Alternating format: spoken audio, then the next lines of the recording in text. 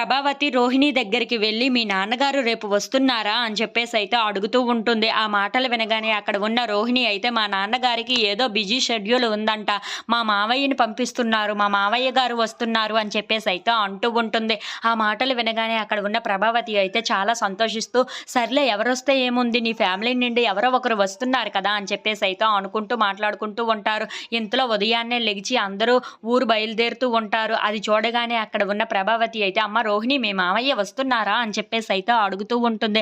ఆ మాటలు వినగానే అక్కడ ఉన్న బాలు అలాగే మీనా వాళ్ళు అయితే ఒక్కసారిగా షాక్ అయిపోయి రోహిణి వైపు అలా చూస్తూ ఉండిపోతారు.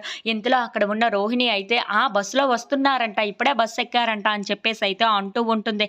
ఇంతలో అక్కడ ఉన్న బాలు మాత్రం అదేంటి మలేషియా నుండి ఎవరైనా బస్సులో వస్తారా ఏంటా అని చెప్పేసి అయితే అడుగుతూ ఉంటాడు. ఇంతలో అక్కడ ఉన్న మనోజ్ మాత్రం నీకు తెలియదులే, ఎయిర్ బస్సులని కొన్ని ఉంటాయి అని చెప్పేసి అయితే అంటూ ఉంటాడు. ఆ మాటలు వినగానే అక్కడ ఉన్న బాలు అయితే అవునా అని చెప్పేసి అయితే అంటూ ఉంటాడు. ఇంతలో అక్కడ ఉన్న బాలు మాత్రం అయినా సిటీ బస్సులో అలాంటివి ఏమీ ఉండవు కదా, అలా నేను ఎప్పుడు చూడలేదు వినలేదు కూడాను అని చెప్పేసి అయితే అంటూ ఉంటాడు. ఆ మాటలు వినగానే అక్కడ ఉన్న వాళ్ళందరూ అయితే ఒక్కసారిగా షాక్ అయిపోయి బాలు వైపు చూస్తూ ఉండిపోతారు. ఇంతలో అక్కడ ఉన్న రోహిణి మాత్రం ఏంటి వీడు పసికట్టేసేటట్టు విన్నాడే అని చెప్పేసి అయితే అనుకుంటూ బాలు వైపు చూస్తూ భయపడుతూ ఉంటుంది.